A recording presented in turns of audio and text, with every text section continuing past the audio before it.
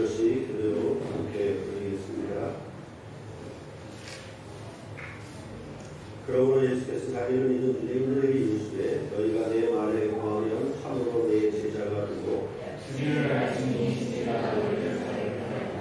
그들이 대답하되 우리가 아브라함의 자손이라 남의 종이 된 적이 없거늘 어찌하여 우리가 자유롭게 되리라 하느냐.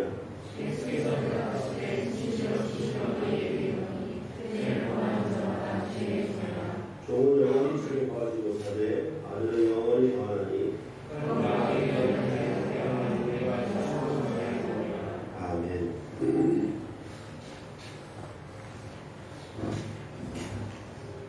요한복음 7장과 8장은 초막절을 배경으로 예수님께서 성전에서 가르치심을 말하는 것이 중심 부분입니다.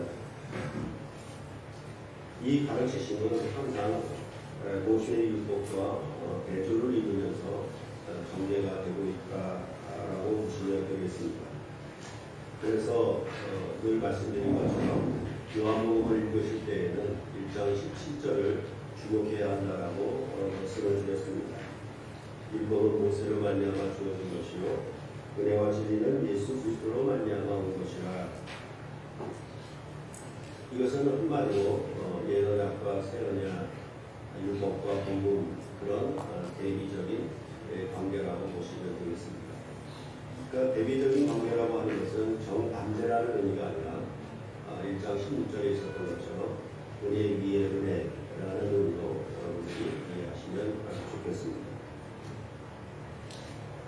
이러한 그 모세의 율법과 예수의 은혜와 진리가 어떤 차이가 있는지 명확하게 보이는 것은 바로 요한복음 8장의 은행 중에 잡힌 여인에 대한 그 징벌 문제, 그것을 어떻게 그 여인을 어떻게 다스릴 것이냐 하는 문제로 나타내 보여줍니다. 그러니까 은행 중에 잡힌 여인을 모세의 율법으로 다스릴 것이냐 아니면 예수의 은혜와 진리로 다스릴 것이냐. 그럴 때 정확하게, 아주 명확하게 이 여인을 어떤 법으로 다스릴 것인가에 대한 그 차이를 분명히 나타내 보여주신 것입니다. 그러니까 가르침을 얘기하고 가르침에 대한 어떤 샘플이라고 할까요? 시청각 자료처럼 이 은행 중에 잡힌 여인을 8장에 등장시키고 있는 것입니다.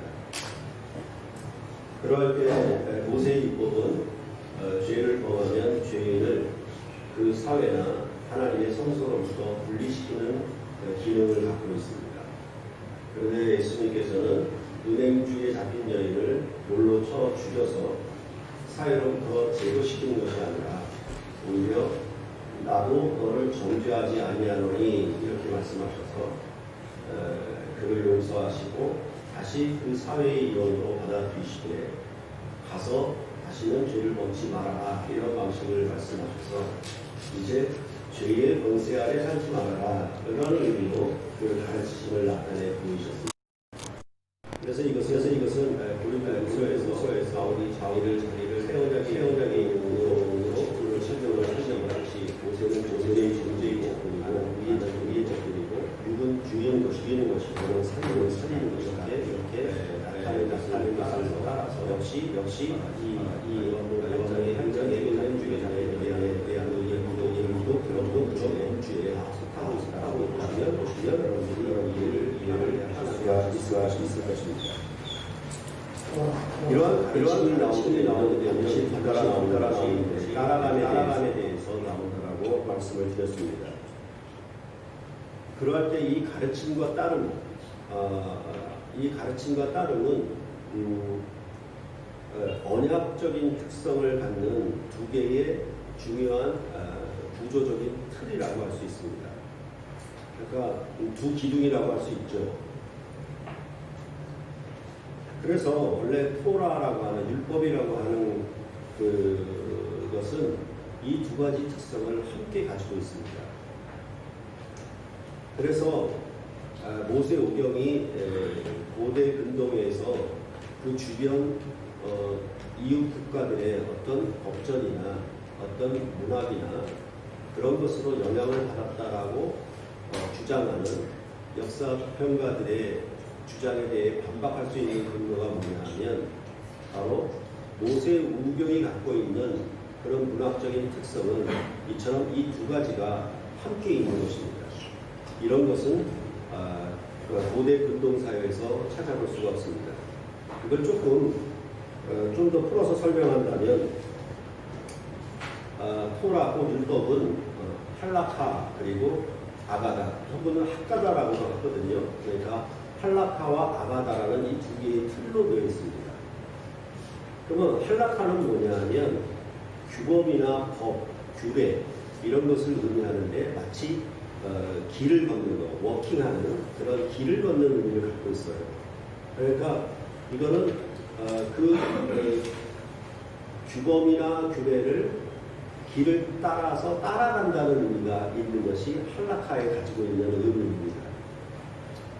그와 달리 아가다는 뭐냐하면 전설, 민담, 이런 이야기 그런 내용을 갖고 있는 거예요.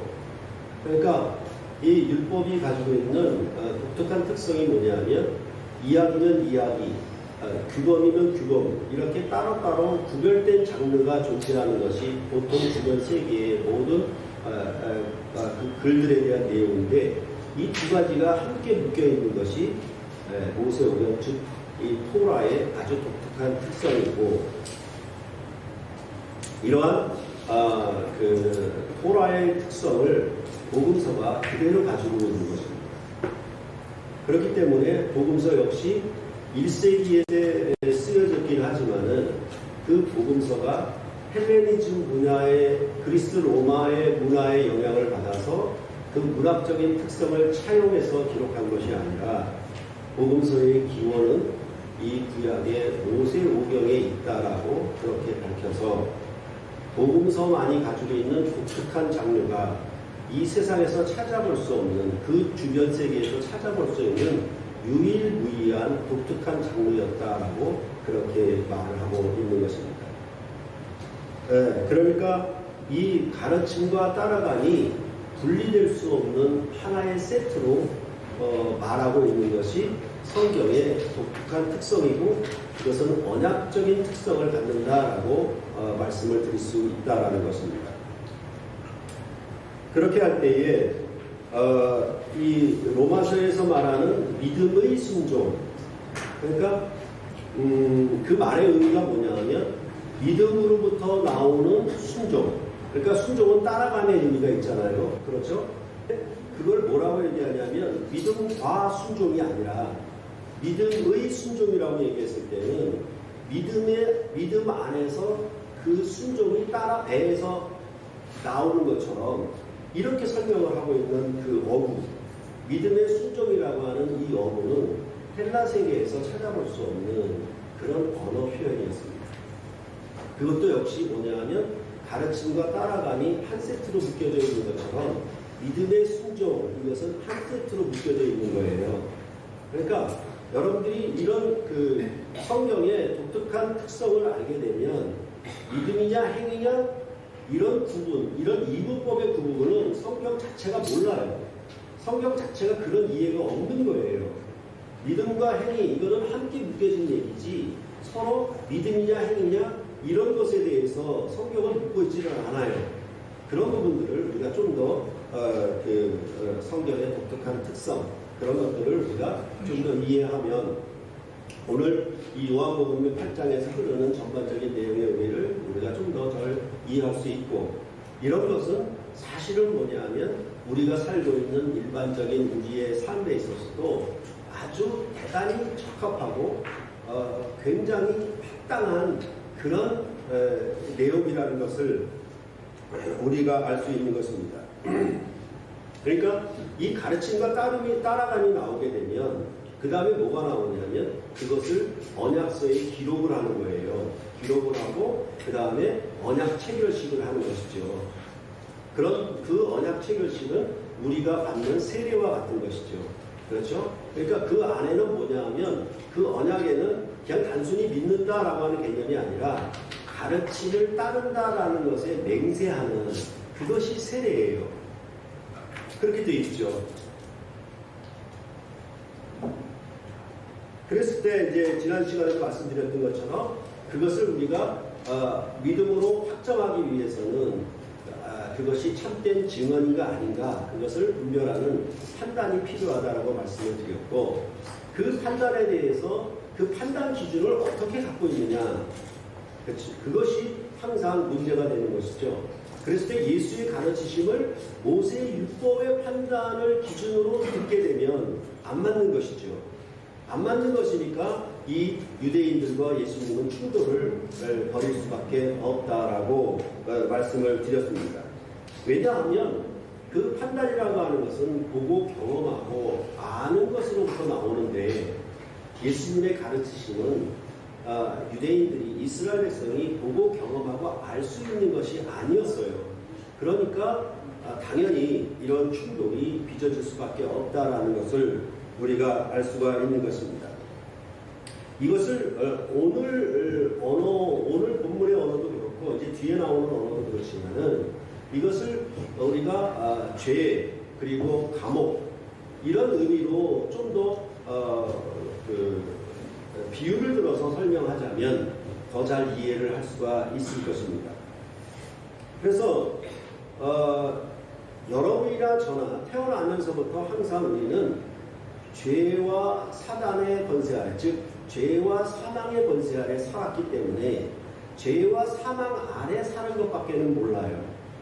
죄와 사망을 이긴 새로운 것에 대해서는 우리는 결국 경험한 것이 없어요. 이것은 무슨 의미냐면 마치 죄의 감옥에 갇혀 살았던 것과 같다라고 얘기할 수 있어요. 그래서 여러분들에게 좀 더 이해를 돕기 위해서 제가 설교 시간에 가끔 소개하긴 하는데 쇼생크 탈출이라는 영화를 보면 거기에 그 브룩스라는 할아버지가 나와요. 이분은 장기 복역수인데 그 교도소 안에 도서관을 맡아서 그렇게 사는 사람이에요. 이 사람이 50년 동안 이제 모범수가 되었기 때문에 가석방 허가를 받아서 사회에 나오게 됩니다. 그러니까 사회에 50년 만에 나오니까 감옥에만 살다가 얼마나 많이 변했겠습니까? 그렇죠? 우리 요즘에 준호 형제 같이 18개월 가면은 잘 모를 거예요. 근데 저같이 한 3년 갔다 오면은 이게 뭐냐면 해수권에서 토큰으로 바뀐다 그럴까? 이게 교통수단이 달라지는 거예요. 완전히 군에서 산 것과 밖에 나왔을 때 이게 달라지는 거예요. 그만큼 달라지는데 50년 만에 나왔으니 얼마나 사회에 적응하기 어려웠겠습니까?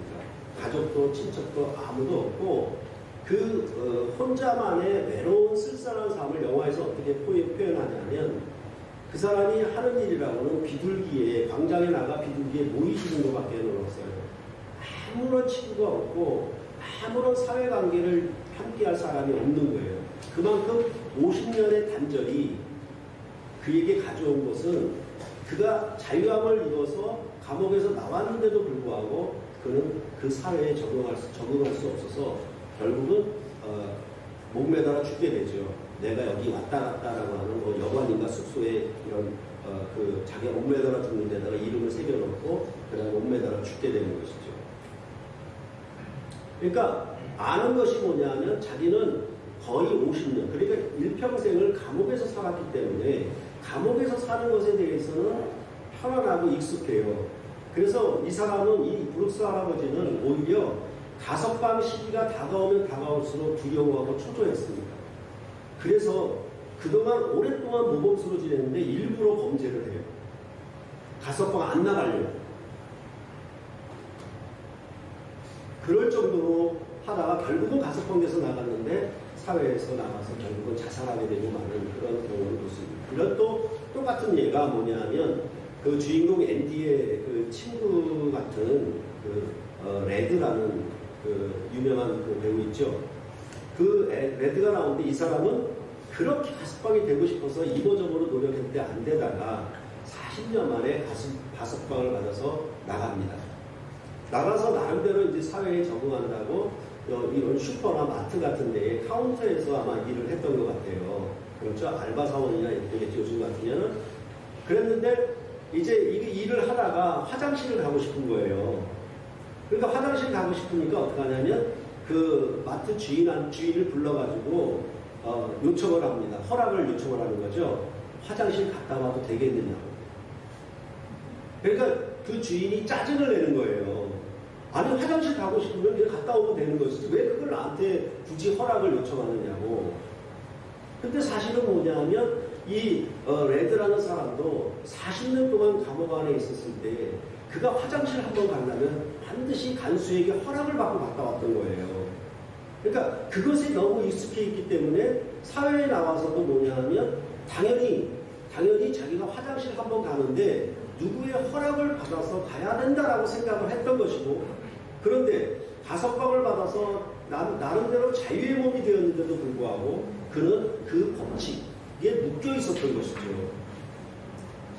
이런 것들이 그 가치 판단, 내가 어떻게 판단해야 될 것이냐에 대해서 그것을 결정해 주는 것이 바로 그런 것들이에요. 그러니까 그것을 다르게 말하면은 여러분과 저는 죄의 권세 아래서 사망의 권세 아래서 살았던 그 질서와 그 가르침 그거밖에는 몰라요. 아울러 유대인들도 뭐냐면 모세의 율법 아래 갇혀 있었기 때문에 모세의 율법 아래 사는 것밖에는 몰라요. 이런 부분들을 우리가 좀 더 이해하면은 알 수가 있습니다. 그래서 성경은 뭐라고 그러냐면 그것에 대해서 모세의 율법이든지 이방인으로 살았든지 전부 땅에 속해 있다. 그리고 전부 육신에 속해 살았다. 이렇게 말하는 겁니다. 그것을 보고 뭐라고 얘기하느냐? 이제 성경은 너희는 죄수로 사는 것이다. 이렇게 얘기할 수 있고 거기에는 참 자유가 없었다라고 얘기할 수 있는 거예요. 이런 부분들을 우리가 이해를 하게 되면 오늘 본문에 대한 내용을 확실히 쉽게 알 수가 있겠습니다. 다시 가르침과 따름이 나오면 그것에 대해서 믿음으로 확정하는 것이 나오는 것은 아주 비교적 상식입니다. 그렇죠? 그 상식이고, 그러면 이 믿음으로 가르침을 따라 사는 것은 어떻게 살아야 되는 것이냐? 그러니까 가르침과 따름을 인정하고 받아들였는데 그 받아들인 삶은 어떻게 나타나야 되느냐에 대해서 오늘 본문은 말을 하고 있는 거예요. 그러니까 은행중에 잡힌 여인에 대한 문제에서 어느 가르침이냐, 그 다음에 나는 세상의 빛이 나를 따르는 자는 얘기를 했고 그것이 참된 증언인지 아닌지 얘기했고, 그 다음에 30절에 많은 사람이 주를 믿더라 이렇게 되어 있거든요. 그리고 나서 오늘 본문에 41절에 자기를 믿은 유대인들에게 말씀하시는 내용이 나오는 거예요. 이런 부분들에 대해서 우리가 이해할 때는 항상 뭐냐면 오늘 그 1절에 있는 것처럼 자기를 믿은 유대인들에게 이르시되 너희가 내 말에 거하면 참으로 내 제자가 되고 이렇게 얘기를 하는 거예요. 그러니까 말이라고 하는 것과 말씀이라고 하는 것과 가르침이라는 것은 한 어구라고 그랬죠. 동족의 어구라고 말씀을 드렸죠. 그랬을 때 너희가 내 말을 이해하면, 너희가 내 말을 알면 이게 아니고요. 내 말에 거하면이에요. 이런 차이점을 우리가 좀 더 잘 이해를 해 주었으면 하는 것입니다. 그러니까 이것은 출애굽기의 흐름과 아주 일치해요. 뭐냐하면 이제 하나님의 가르치심을 모세로 말미암아 이스라엘 백성에 전달하고 이스라엘 백성이 그것을 준행하겠다고 언약체 결실을 한 다음에 뭐가 나오냐면 25장 이하에 이제 성전을 건축하는 얘기가 나오죠. 그 성전을 건축한다는 얘기는 뭐냐면 이 언약으로 맹세한 이 언약으로 말미암아 너희가 이 집에 거하자는 얘기죠. 하나님과 더불어 이 언약의 집에 더불어 만남과 교제를 이루면서 살자라는 얘기죠. 이게 뭐냐면 거한다라는 얘기예요. 내 말에 거한다라는 얘기는 그냥 지식이 있어 이해했다 깨닫는다는 수준에 그치는 것이 아니라 뭐냐면 그 말로 살자는 얘기죠. 그 말로 함께 동거하자는 얘기죠. 그것으로 말미암아 참 내 제자가 되고 이렇게 말씀하시는 방식이에요. 그러니까 이런 차이점들을 우리가 이해하자면 역시 늘 말씀드린 것처럼 부부가 사랑의 언약으로 서로 프로포즈를 하고 받아들이고 그렇게 서로 받아들였잖아요. 그러면 결혼식을 통해서 우리가 세례받는 것처럼 언약식을 맺었잖아요. 그럼 다음에 오는 게 뭐예요? 한 집에 그 사랑의 언약으로 거하는 것, 동거하는 삶이 따라 나오게 되어 있잖아요. 이게 아주 일반적이고 모든 인류가 공통적으로 누리는 삶이에요. 어느 민족이든지 어느 피부색을 가졌든지 다 공통적으로 누리는 거예요.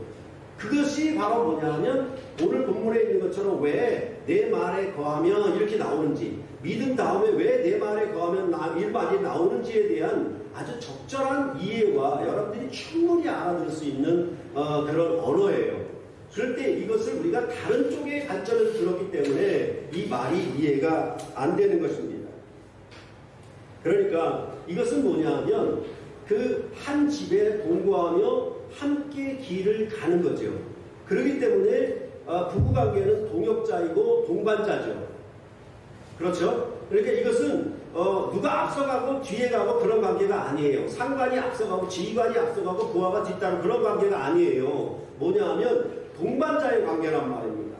그것을 뭐라고 설명하냐면 할라카, 따라간다라는 얘기를 하는 거예요. 워킹의 의미로 얘기를 하는 거예요. 그러니까 성경에서 말하는 그런 길에 가는 것, 이제 갈릴리에서 예루살렘으로 올라가는 길, 광야를 통과하는 길, 이 길 얘기가 나올 때는 항상 뭘 개념이 있냐면 이 토라, 율법하고 같은 개념이에요. 길과 따라가는 건 같은 개념이에요. 여하튼 이런 부분을 우리가 생각해 본다면 만약에 예수를 믿는다라는 얘기는 진리의 말씀에 거한다는 얘기가 되고 그것은 성경의 말씀을 액자에 새겨서 벽에 걸어두라는 얘기가 아니지요. 그렇죠? 그러니까 부부가 함께 부부로서 사는 생명의 삶이 뭐냐면 언약을 따라 걸어가는 삶이에요. 함께. 그게 내 말에 거하는 것, 진리에 거하는 것, 이렇게 말할 수 있다라는 것이죠.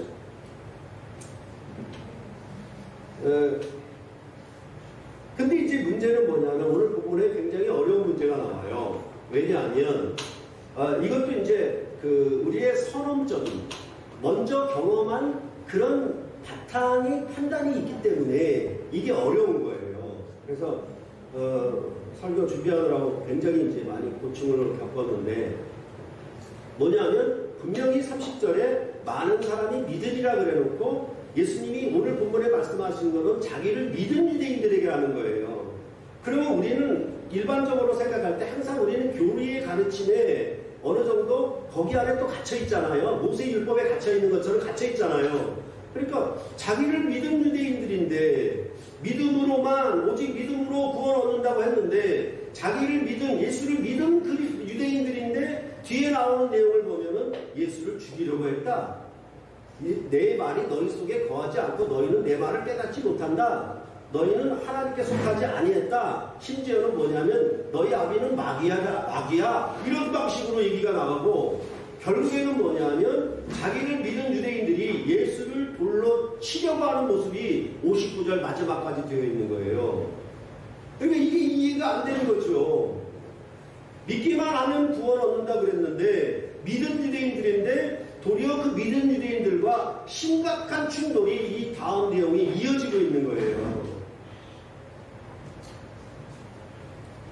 그래서 이것을 풀기 위해서 여러 가지 의견이 있는 거죠. 30절에 믿은 사람들은 참된 신앙을 가진 자들이고 31절에 자기를 믿은 유대인들의 그 믿음은 거짓된 믿음이다. 이렇게 보는 견해 하나. 그 다음에 이 결과가 이렇게 됐기 때문에 그들이 처음에 믿은 것은 둘 다 거짓 믿음이었다라고 보는 두 번째 견해가 있는 것이고 세 번째 견해는 뭐냐면 여기 자기를 믿은 유대인들은 할례를 받은 유대인들이었는데 그 유대인들이 기독교인이 된 것이죠. 그렇죠? 그러니까 그 반대입니다. 뭐냐면 그리스도를 영접했는데 유대화가 된 거예요. 오히려. 갈라디아서를 생각하시면 좀 더 이해가 쉬울 것입니다. 그랬을 때 저는 이 세 가지 견해들이 좀 옳지 않은 것 같아요. 합당하지가 않아요. 그래서 이제 고민을 많이 했었는데, 이것은 뒤에 나오는 얘기는 뭐냐 하면, 너희는 죄의 종이다 그러니까 누가 우리가 죄의 종이냐, 우리는 아브라함의 자손이고 우리는 종이 된 적이 없고 자유인이다라고 하는 주장, 그렇죠? 네, 이런 주장이 나오는 거예요. 그러니까 지금 예수님은 너희는 죄의 종이다라고 규정을 했는데, 자기들은 나는 종이 아니야, 이런 방식으로 대항을 하고 있는 것이죠. 이게 뭐냐 하면, 이들이 가지고 있는 그런 것, 다시 말해서 모세 율법 안에 가지고 있는 그런 모든 기득권을 유지한 채로 예수를 믿는 것으로 하나 더해주는 방식으로 이들은 예수를 믿은 사람들이라고 저는 보는 거예요. 그러니까 모세 율법 아래 살았던 모든 기득권을 포기하지 않고 버리지 않고 거기에 하나 플러스 시켜서 예수를 믿은 유대인들이라고 그렇게 보는 것이 합당하지 않겠는가. 이제 여러분들에게 그렇게 이제 제 의견을 말씀을 드리는 것입니다. 이제 뒤에 이제 얘기를 하겠지만은, 여하튼 진리를 알지니 진리가 너희를 자유롭게 하리라. 그러니까 이 자기를 믿은 유대인들은 즉각적으로 대항을 했죠. 그들이 대답하되 우리가 아브라함의 자손이라 남의 종이 된 적이 없거늘 어찌하여 우리가 자유롭게 되리라 하느냐, 이런 방식으로 대적한 것입니다. 그러자 예수님은 34절과 35절에 진실로 진실로 너희에게 이르노니 죄를 범하는 자마다 죄의 종이라. 종은 영원히 집에 거하지 못하되 아들은 영원히 거하나니, 이렇게 말씀을 하신 거예요. 근데 여기서도 뭐냐 하면 여러분 좀 눈치나 냄새를 좀 맡으셔야 되는데, 이런 얘기들은 거의 새 출애굽을 배경으로 하는 말씀이에요. 예수님의 말씀은 좀 어머니가, 여하튼 유대인들은 애굽의 바로왕의 종노릇하는 백성에서 벗어나 모세로 말미암아 여호와 하나님께 속한 백성으로 그 당시 시각으로는 자유함을 입었던 거죠. 그렇죠?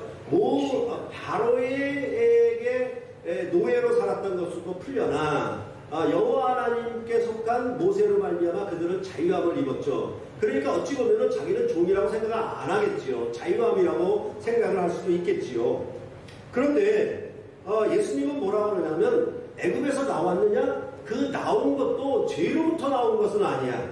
죄로부터의 해방은 아니야. 이런 방식의 시각을 갖고 얘기를 하시는 거예요. 이런 것들이 이제 자기를 믿은 유대인들이 가지고 있는 시각과 예수님이 그들을 보는 시각이 서로 맞지가 않는 것이죠. 그래서 지난 시간에도 말씀드렸지만은, 우리가 옛출애굽, 즉 애굽에서 나온 것과 새출애굽, 바벨론에서 나오는 것, 이 나와서 돌아온다라고 하는 개념은 차이가 없다. 하지만 왜 이것이 새출애굽이고 새입이냐? 그것은 바로 죄를 없이 하는, 죄를 도말하는 그런 새 출애굽이기 때문에 이것이 새 출애굽이다라고 말씀을 드렸죠. 그런 의미에서 예수님은 이렇게 말씀하고 계시는 거예요. 그러니까 이런 부분으로 우리가 이해한다면, 실제로 이스라엘 백성들이 가지고 있는 모세의 율법을 본다면, 모세 자체도 하나님의 집의 사환이고 종이잖아요. 그리고 그 이스라엘 백성이 십계명을 따라 지켜야 되는 첫 번째 규례가 뭐냐 하면, 자기 동포를 종으로 삼는 규례예요. 노예 삼는 법, 비록 70년 만에 풀어주기는 하지만, 안식년이 오거나 이렇게 풀어주기는 하지만, 뭐냐 하면 그대로 자기 동포를 종으로 삼을 수 있는 거예요. 그러니까 생각을 해보세요. 일본 사람들은 자기 일본 사람들을 종으로 삼지 않죠. 식민지 사람은 대우하지 않죠. 네, 조생직이라고 그래서 우리나라 사람들을 종으로 삼지 절대로 자기 사람들을 종으로 삼지 않아요. 그런데 모세 율법 안에는 이방인들을 천하게 여길 뿐만 아니라 자기 동포들까지라도 종으로 삼는 규례가 제일 첫 번에 나와요. 그러면 그 법의 성격이 뭐냐면 종의 규례라고 할 수 있는 겁니다. 그런데도 그들은 뭐냐면 이것이 자유함을 입었다라는 생각으로 자기는 그렇게 착각하고 있었던 것이죠.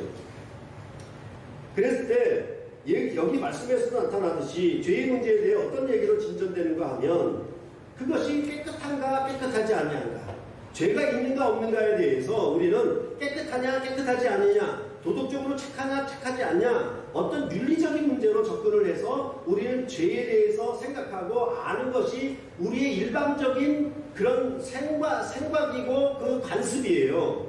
그런데 여기가 어떤 얘기로 가고 있냐면 종과 아들로 가고 있는 거예요. 이게 다른 거예요. 우리가 일반적으로 생각할 때는 뭐냐면 죄를 지으니까 너 나쁜 일을 했어, 그런 식으로만 우리는 판단했는데, 여기서 말하는 방식이 뭐냐면 죄의 종이다. 그리고 죄의 종은 영원히 집에 거하지 못한다. 그러나 아들은 영원히 거한다라는 방식으로 가고 있는 거예요. 단순히 깨끗하냐 깨끗하지 않느냐, 도덕적으로 착하냐 착하지 않냐, 이것만 얘기하면 되는데 어떤 얘기로 가고 있냐면 종과 아들의 문제로 진전되고 있는 거예요. 이것이 바로 성경이 언약적인 특성을 가진 아주 명확한 이해라는 거예요. 그러니까 우리가 가지고 있는 고정적이고 경험적인 사고방식에서 성경 언어를 접근해 들어가면 성경 언어가 도대체 풀리질 않는 것이죠. 마치 지금 자기를 믿는 유대인들과 예수님이 충돌을 빚는 것처럼 그런 충돌을 빚게 되어 있고 결국은 이해를 끝내 이루지 못하게 되어 있습니다. 여하튼 간에 이런 것들은 뭐냐면 이스라엘 백성의 대속제일 같은 경우도 보면 대속제일에 이스라엘의 대제사장이 1년에 한 번 딱 그 지성소 안에 들어갔는데 거기 영원히 거할 수 있습니까? 없어요. 잠깐 있다가 나와야 돼요. 그게 종과 아들의 차이점이에요. 아멘. 그렇죠. 그러니까 그런 차이점으로 지금 죄의 문제를 얘기를 하고 있는 것인 것을 우리가 좀 더 상기를 하시면 좋겠습니다. 그럴 때에 종으로 산다라고 했을 때는 종으로 거짓말 안 하며 종으로 착하게 살았어도 그건 뭐다? 죄의 종이다, 이렇게 얘기하는 방식이에요. 이런 부분들을 예수님의 시각, 예수님의 관점을 우리가 보다 더 잘 이해하고 이 말씀을 이해해야 한다는 것입니다. 그렇기 때문에 모세의 율법 아래 사는 것은 마치 그 브루스나 레드가 감옥에서 오래 산 것과 같아요. 감옥 안에서 잘 살았어요. 두 사람 다 40년이나 50년 동안에 가석방을 할 수 있는 것은 뭐냐면 모범수로 살았잖아요. 그래서 그 감옥 안에 있는 여러 가지 특권들, 그렇죠? 물건을 밀수해가지고 파는 거로 장사해서 또 담배를 팔고 이런 것들로 레드가 아주 막 능수능란하게 움직이잖아요. 밖에서 구해올 수 없는, 감옥 안에서는 구해올 수 없는 걸 밖에서 구해와요. 그러면서 모범수로 사는 거예요. 그것을 우리같이 감옥 밖에서 보면은 뭡니까? 그 사람은 죄수예요. 죄의 종으로 산 거예요. 그쵸? 근데 감옥 안에서 보면 뭐예요? 자기는 모범수야. 이렇게 된 거예요. 바로 유대인의 모세 율법에 속한 이 자기를 믿은 유대인들의 시각과 자기들을 해석하는 관점이 그렇다는 거예요. 자기는 모범수야. 나는 저런 하급 죄수와 달라. 이렇게 생각하고 있는 것이죠.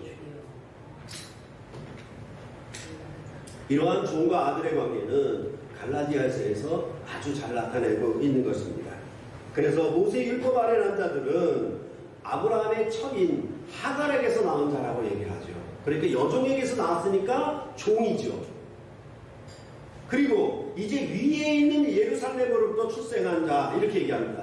그러니까 두 여인이 있는데 두 여인은 두 언약에 대한 비유예요.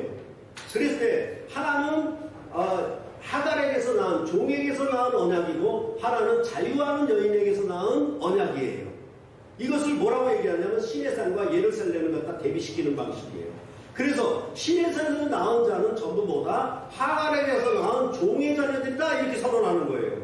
우리는 예루살렘에서 나온 자유하는 여인으로부터 출생한 약속의 자녀다, 이렇게 얘기하는 방식이에요. 이것은 모세의 율법 아래 있었던 유대인들에게는 충격적인 발언입니다.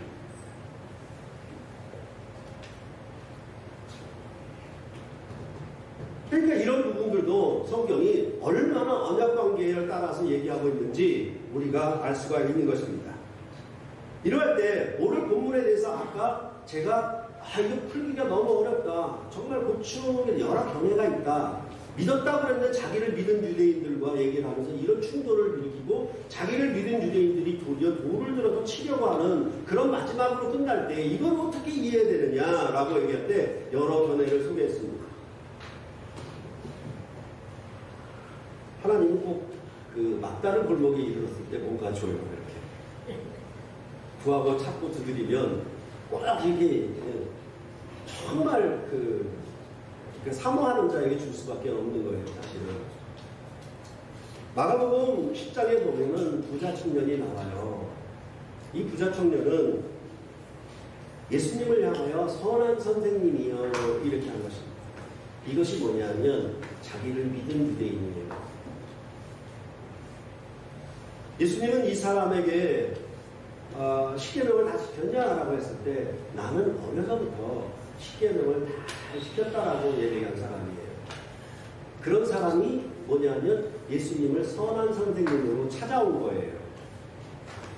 그런데 예수님이 뭐라 그러냐면 네가 하늘의 부활을 구하려면 네가 가지고 있는 재산을 가난한 자들에게 다 팔고 나를 따르라라고 말씀합니다.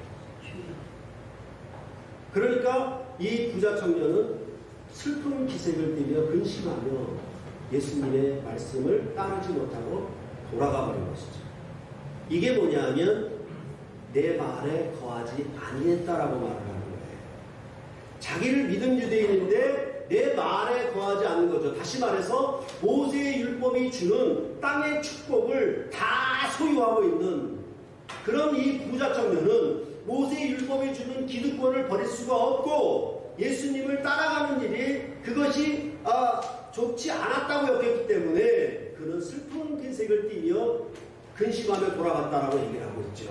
그러면 이 부자 청년이 특별히 뭐 도덕적으로 잘못한 게 있습니까? 없지요. 그런데 그 뒤에 이어지는 말씀은 뭐냐면 낙타와 바늘기의 비교를 통해서 뭐라고 얘기하냐면 낙타가 바늘기를 통과하는 것이 불가능하듯이 어렵듯이 그보다 더 어려운 것은 부자가 하나님 나라에 들어가는 것이 어렵다. 이렇게 그건 불가능하다는 얘기예요.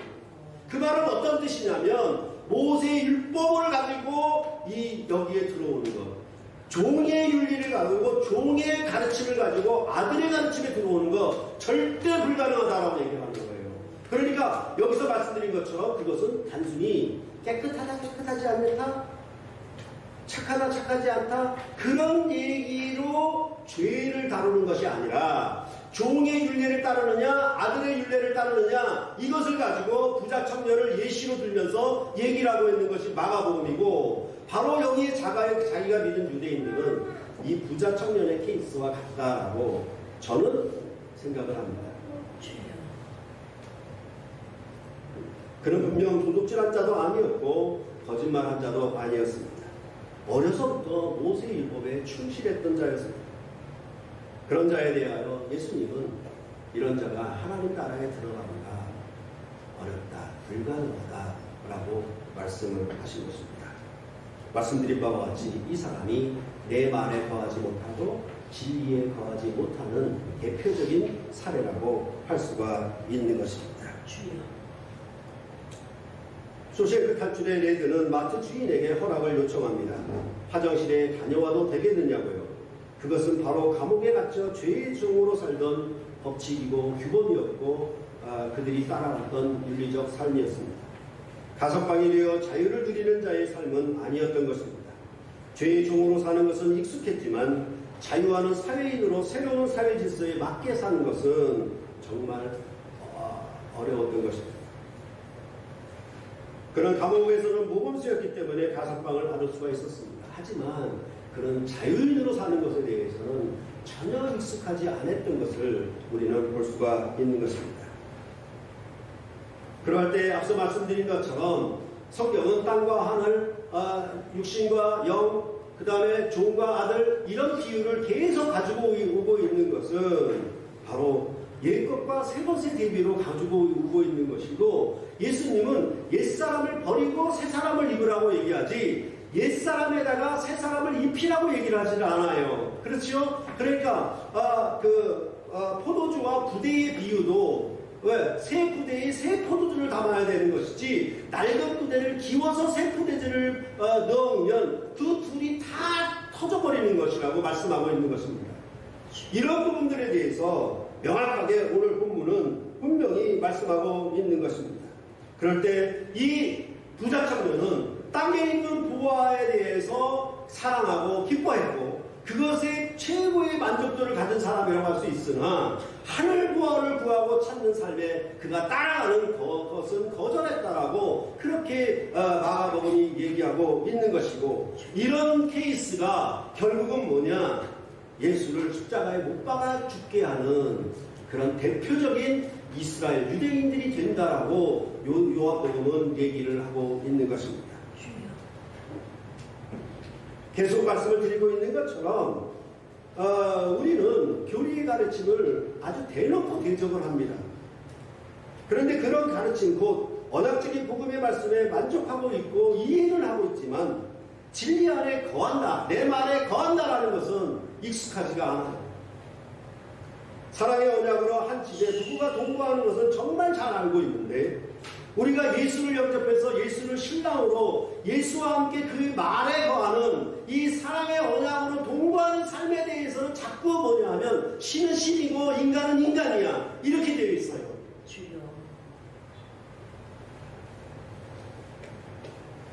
그렇기 때문에 예수님 안에서 그의 축복 부활하시는 성령을 보내주시는 거예요. 성령의 법, 새로운 질서와 새로운 법과 새로운 규범을 따라 살아갈 수 있도록 우리에게 성령을 부어주시는 거예요. 그래서 이전에 내가 살았던 모든 옛적인 삶을 버리고 새로운 삶으로 방향 전환할 수 있도록 이 성령 안에서 새 사람을 입게 하는 거예요. 그렇게 되는 순간에 뭐가 보이냐면 하늘의 것이 열리는 거예요. 눈을 뜨게 되는 것이죠. 그게 바로 변화를 입었다, 변모했다라고 성경은 말하고 있는 것입니다. 그리스도 안에서 새로운 사람, 거듭난 사람을 그렇게 말하는 방식이에요.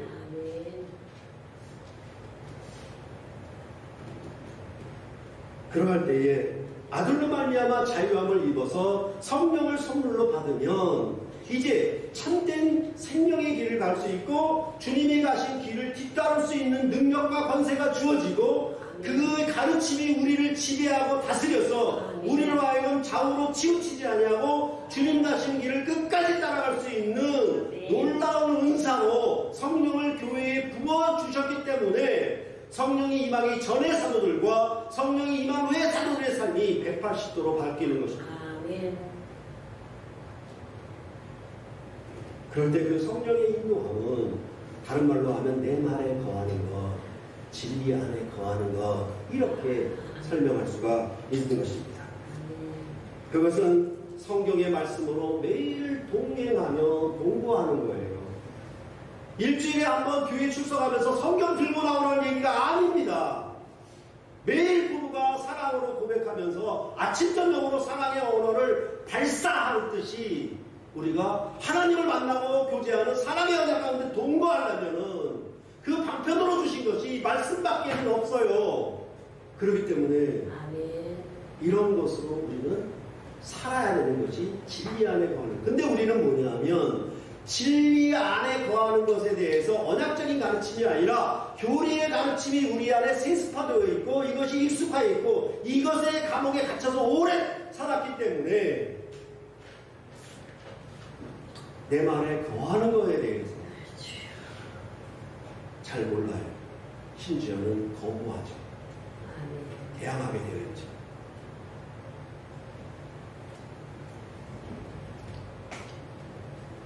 교리의 가르침은 틀렸다는 것을 아는데 그것은 알고 이해력에 그치는 것이 아니라 성경은 그 얘기를 하고 있는 거예요. 너 머리 좋다 이 얘기를 하는 것이 아니라 언약 안에 거하는 것. 이것이 생명이다. 이렇게 성경은 말하는 것입니다. 그럴 때 더 중요한 것은 뭐냐면 우리가 이것을 분별할 수 있다. 우리 가르침이 옳다. 좋아. 만족해. 행복해. 하지만 그보다 더 중요한 것은 뭐냐면 그 말에 거하는 것입니다. 세상이 모든 교회가 다 그런 교리의 가르침에 익숙하고 거기에 사는 것으로 만족하고 거기에 있는 법칙 안에 살아가면서 거기에 모범수로 산다고 하더라도 여러분과 저만큼은 주님의 말씀에 거하는 삶을 살아야 되지 않겠습니까?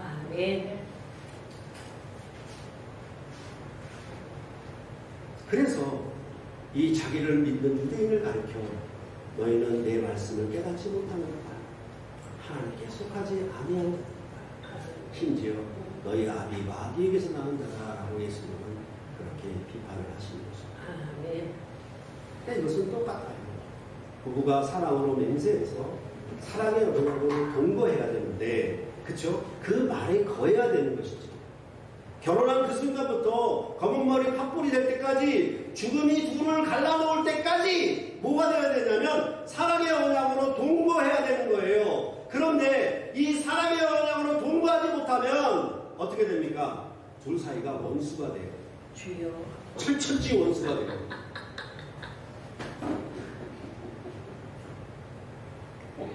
그래서 황혼이혼처럼 그렇게 되는 거예요. 웃기는 얘기예요, 이게 지금. 예수를 믿는 그리스도인들이, 이 그리스도 안에 있는 온전한 새 언약 백성들이 그 부부의 삶은 그리스도와 교회의 삶을 반영하는 것인데, 그것을 이 세대가 살아가고 쉽게 갈라지는 이런 아주 무지막지한 죄에 가는 세상 속에서 우리가 거룩함으로 유지해야 되고 빛으로 유지해야 되고 세상의 빛으로 증거해야 될 이 존귀한 삶들이 망가지고 깨지는 삶 속에서 여러분은 어디를 따라가야 되느냐? 주여. 여러분과 저는 그것을 우리가 지켜야 되지 않겠습니까? 그래서 생명의 말씀 안에 거하는 그 거하는 삶, 여러분 안에 그 말씀이 자기 안에 체화가 되어서 말씀이 자기고 자기가 말씀인 그런 놀라운 복음 안에 있는 은혜와 진리 안에 거하는 놀라운 삶이 나타나 주시기를 바라는 것입니다. 도둑질하지 말라고 모세율법의 10계명에 얘기했으니까, 도둑질하지 않았으니까, 안 했으니까 나는 안전해 라고 생각하면 성경은 뭐라고 해요? 그건 죄의 종으로 사는 거야. 뭐라고 얘기하냐면 도둑질하지 않는 것에 그치지 말고 오히려 네가 수고를 하고 일해서 형제와 자매를 돕고 구제하고 섬기는 삶을 살아라. 이것이 복음이에요. 이렇게 복음 안에 살지 않으면 네가 도둑질 아니한 것이 보호세의 법으로 맞을지 모르지만은 은혜와 진리 안에서는 원수가 되는 것입니다. 가족을 돌아보고 부모와 자식을 사랑하고 그들을 위하는 것은 지극히 당연해요. 세상과 모세의 율법도 당연합니다. 거기에 대해서 뭐라고 얘기하냐면 성경은 그것은 이방인들도 하지 않느냐. 그러면 우리 예수 안에 있는 은혜와 진리 가운데 거하는 삶은 무엇이냐? 주님의 상에 모인 이 형제와 자매들을, 혈통의 관계가 아닌 이들을 우리가 사랑하고 섬기고 구제하는 것이 나타난다면 우리는 무엇입니까? 하늘나라의 부활을 구하고 찾는 하늘의 백성임을 증명하고 있는 것입니다. 그것의 열매를 거두고 있는 것입니다. 이러한 삶이 우리 새물교 교회 안에서 복음의 밝은 진리 안에서 여러분이 따라가는 통해서 놀라운 삶으로 나타나는데, 우리는 비록 소수여도 거룩한 주의 백성으로 기치를 높이 들 수 있을 것입니다.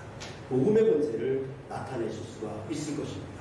그러한 믿음으로 여러분과 제가 동반자가 되기를 간절히 소원하는 것입니다. 기도하겠습니다. 하나님 아버지, 감사합니다. 오늘도 우리를 이렇게 복주셔서 그리스도 안에 있는 생명의 진리의 말씀을 듣도록 하여 주시고, 그 말씀에 아멘하여 그 말씀을 따라 살아갈 수 있는 놀라운 주의 백성으로, 지혜 있는 성령 안에 거하는 백성으로 우리를 세우셨사오니 참으로 감사를 드립니다. 옛 것과 새 것을 분별하고 땅의 것과 하늘의 것을 분별하며 육신과 영에 속한 것을 분별하는 놀라운 능력이 성령 안에 임했을 뿐만 아니라 이제 우리는 이런 분별력에서 떠나 성령의 열매를 맺는 놀라운 삶을 이어가게 하여 주시기를 간절히 소원합니다. 복음을 알고 이해하는 것에 그치지 말고 복음 안에 거하는 삶으로 우리를 진전시킬 수 있도록 더욱 새롭게 능력 있는 삶을 살아갈 수 있도록 주께서 복주셔서 그리스도 예수 안에 있는 이 생명과 복음이 바르게 전파되고 바르게 증거되어질 수 있는 전초기지로 이 새물교 교회를 사용하여 주시옵소서. 이 믿음과 이 진리 안에서 한 성찬상으로 모인 한 몸으로 모인 이들의 진리를 깨닫고 보는 놀라운 지혜와 놀라운 총력이 이제 그들의 삶에서 많은 열매를 거두고 일어나게 하여 주셔서 어둠에 거하고 여전히 복음 안에 있다고 하면서도 모세 율법 안에 거하고 있고 세상의 땅의 것을 추구하고 그것을 찾아가는 어리석은 많은 교회들을 향하여 주여 우리로 하여금 진리의 파수꾼이 되게 하여 주셔서 거룩한 주의 진리를 드러낼 수 있도록 새벽들교회 은혜의 성도들에게 한껏 주의 성령을 부어주시기를 간절히 소원합니다. 예수님의 이름으로 기도했습니다.